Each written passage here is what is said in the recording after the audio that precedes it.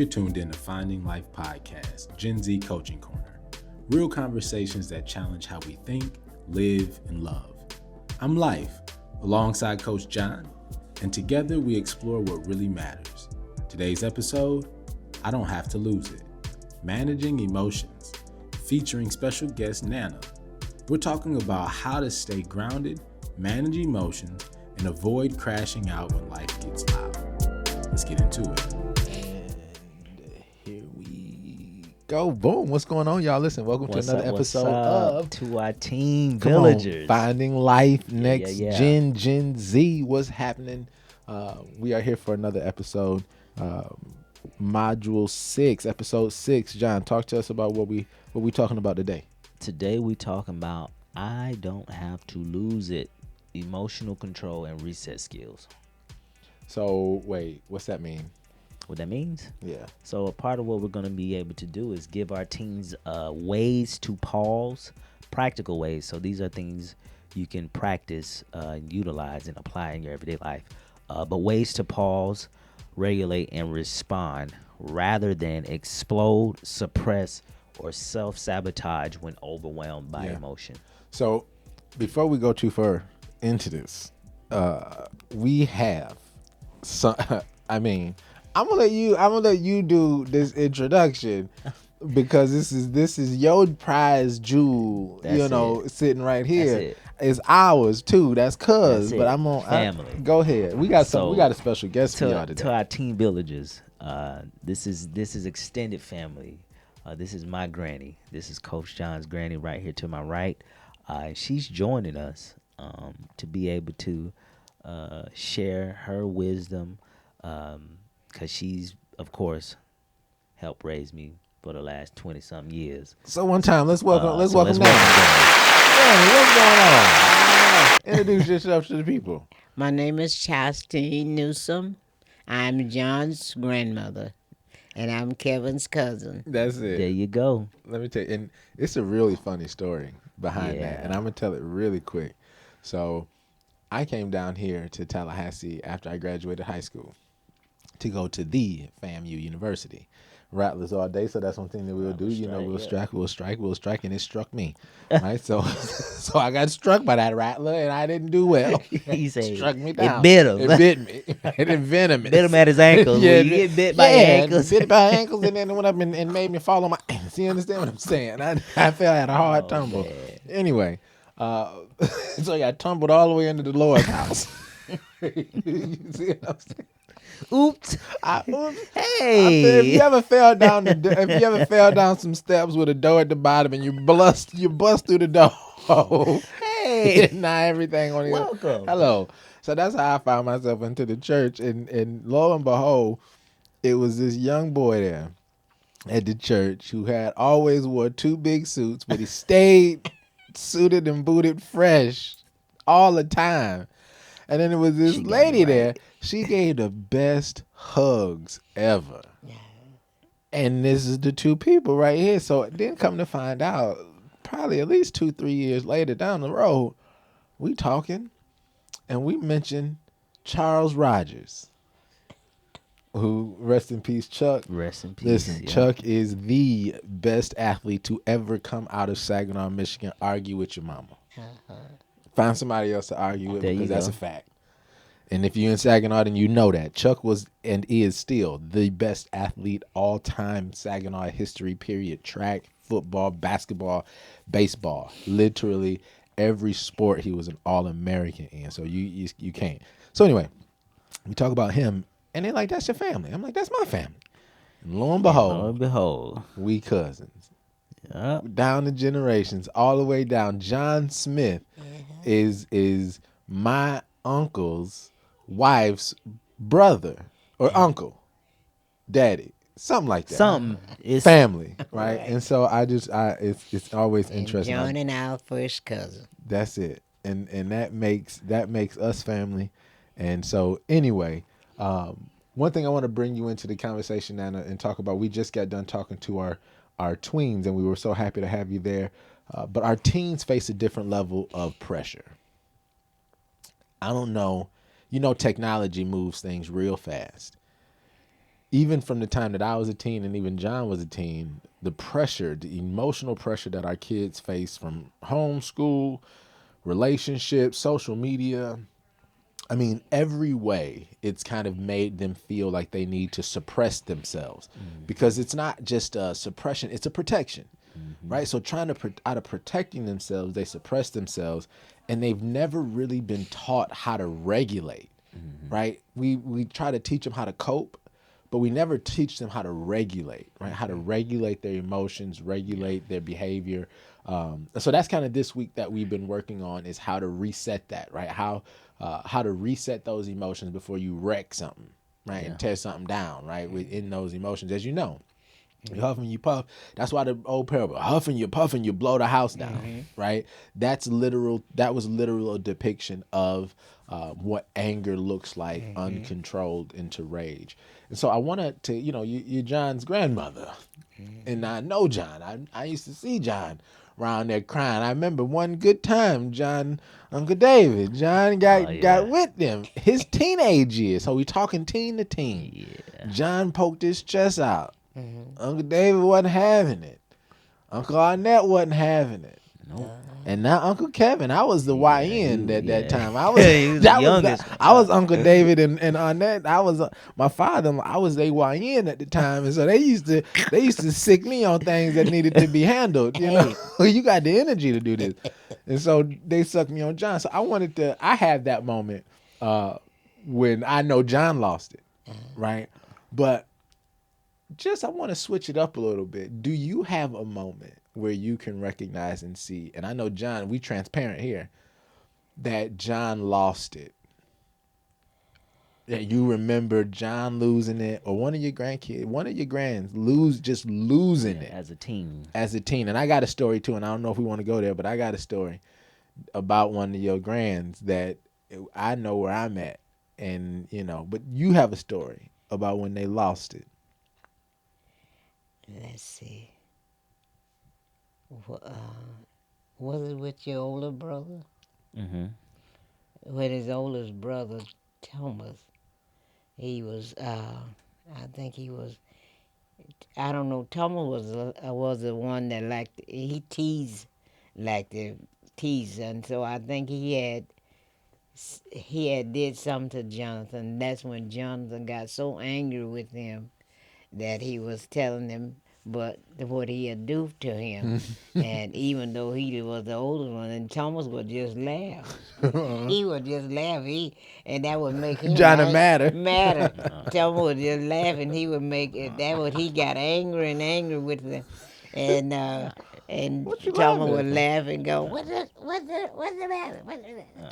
What you gonna do? What you gonna do about it? What you gonna do about it? What is that? Okay. That's where his older brother was with him. But you can see that Jonathan was angry because they would tease him about it and was laughing about what he was angry about. Mm-hmm. And but that was a time that, and since I knew they was brothers, and at the time that I was there to try to help John direct his anger. Mm-hmm. And now stop and think about what you're saying. Mm-hmm. Think about it, what you're saying. And after a while, he'll calm down, and I can then begin to tell him, don't let yourself get that angry that you say things. I said, sometimes we could say things and we might not can take it back. Right. You gotta think about that, what you're angry about. And was that so bad what he said? Right. It was a little piece of truth too. Your breath do stank a little bit. And then and if you start to see them change, might put a little smile on their face, then you know that they'll start to calm down and everything, and then things will get all right. And I say, now you gotta not get so angry so that it'll make you do things that you don't want to do. It's a couple of things that I think about that you just hit on here. And like John and I, in this space with our villagers, we're very open and transparent about our whole lives and some of the struggles, because we believe that transparency shows transparency and vulnerability is what resonates with our kids, so they know that we've lived it too. Yes. I can tell you what you were thinking in these moments that you never thought, right? You never said out loud or anybody, because you really had to be there to think it. And so a couple of things that in my past, you mentioned Thomas, and Thomas is he's been on. We need to get him on, right? We talk about it, but I wish he would have been able to call in on this one, right? It's about that time, actually. He normally call like 12 something. Okay, Because but they're an hour behind. But Thomas was probably my first intentional mentee, and I didn't have the skills or the tools in my toolbox. I just had a good heart. And I wanted to help and use what I knew. And it was one Sunday, right? We talk about what's the danger of kids not learning emotional regulation as teens, and what's that danger look like into adulthood. And I think that's one thing that Thomas struggled with, is how to regulate his anger. Right? And I remember vividly, one thing that changed the trajectory of my career with Thomas was that day after, I think it was a Sunday, it had to be a Sunday. Y'all got into it. And he did the unthinkable when it came, in my mind, right? And I think you called me. And you said, Gavin, he did, and you told me what he did. And I got so livid. I was at Walmart, and I was so livid. I think right after you told me that, he called me to vent. And I had already knew. So as soon as I clicked over, I snapped. What the boy you did? What? You think you? Let me see you. No, I'm scared. Man, no, it ain't no. Oh man, and I said to him, I was like, man, you on this? I done had you with my kid. I done spent so much time with you, man. Don't call my phone no more with this bullshit. And then a few days later, he did what he did and got locked up. And I felt so bad because I removed myself from his life in that moment, in his mind, when I was like, don't call my phone no more. I didn't mean not to call my phone. I didn't mean I wasn't there for you. I was just really angry. Angry at the moment. At the moment of what you had done. That don't mean that I done cast you away. But if you listen to the words that I said, and you heard it with the tone and the anger and the passion that I said it with. Yes.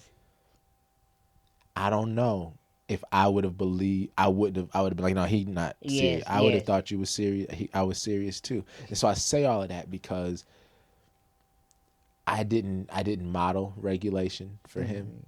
Neither one of us had regulation of our emotions at that moment. And the worst happened. When almost the worst. He's still here, so it's not the worst, but almost the worst happened. And so just with that, how do we help teens practice? Like, if you could go back to seeing teenage Thomas, how can we help him practice regulating those emotions?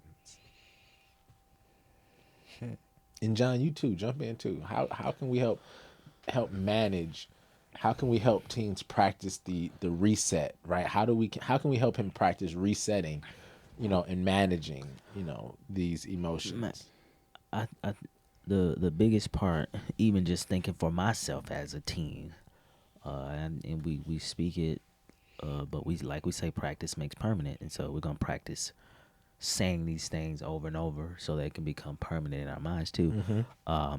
But the part of just learning how to pause, what does that mean? um, literally like taking a moment to just stop, even while everything's going at 1,000 miles per hour. Stop or begin to slow it down, right? Because it's almost like driving a car, right? I know we got some teens who drive. If you're going 100 miles per hour, you hit a fast abrupt, that's gonna kind of, I mean, you're gonna slow down at some point, but more so just how The can thought I of ease this speed down the to first part of braking is taking your foot off the gas. right there you go, Right. Yep. Even before you put your foot on the brake, you got to take come your off foot the off the gas, gas. Yes, right? right. Come off the Right. accelerator. And that's a good way to think about it. So that's a great analogy that you put out there is to, you're doing a lot. You're expressing a lot. And we're not asking you to stop the car in just 1 second. We're saying to just let up off the gas. It's still gonna roll. It's still Right, gonna be you're rolling gonna still be fast, saying stuff, but but let this be the moment you get conscious of you flipping out and you snapping and you spazzing. Let that be the last sentence, right? Before you continue to put the next one together. There you go. Right, Yeah. and then what you're gonna say is, after I say this sentence and say this, I'm gonna take a couple breaths because I don't, Yeah.